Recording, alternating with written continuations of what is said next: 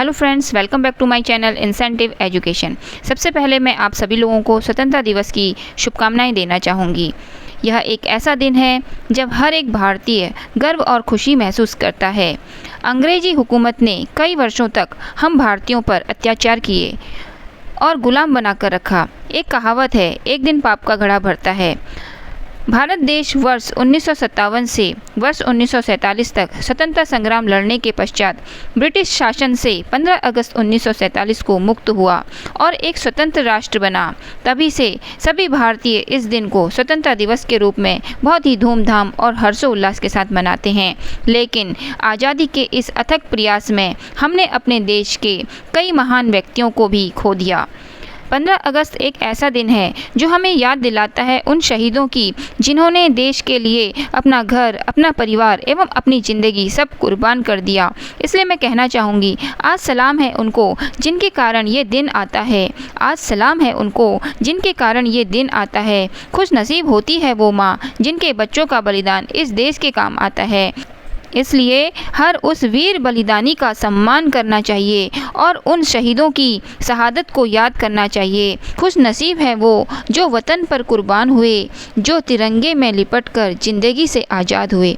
हमारे देश में ऐसे कई महान व्यक्तियों ने जन्म लिया जिन्होंने देश की आज़ादी के लिए अपनी जान तक की परवाह नहीं की और हंसते हंसते देश के लिए कुर्बान हो गए। चढ़ गए जो हंसकर सूली पर, चढ़ गए जो हंसकर सूली, खाई जिन्होंने सीने पर गोली।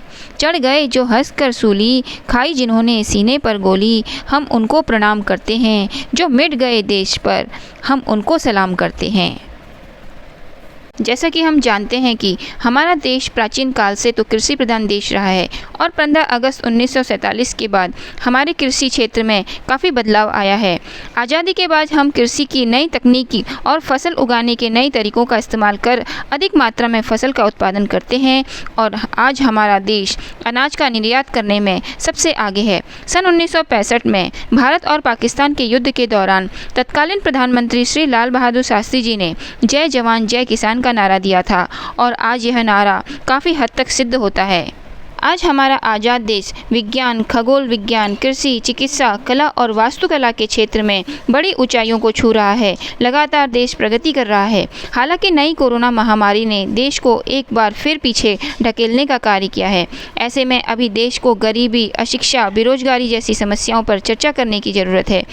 आज आज़ादी के 76 वर्ष पूरे हो चुके हैं। आज हम 77वां स्वतंत्रता दिवस मना रहे हैं। आज हमारा देश हर क्षेत्र में प्रगति की ओर अग्रसर है। हमारा देश हर दिन अलग अलग क्षेत्र में एक नए अध्याय लिख रहा है, जैसे सैन्य ताकत, शिक्षा, तकनीकी, खेल और कई अन्य क्षेत्रों में यह हर दिन नया आयाम लिख रहा है।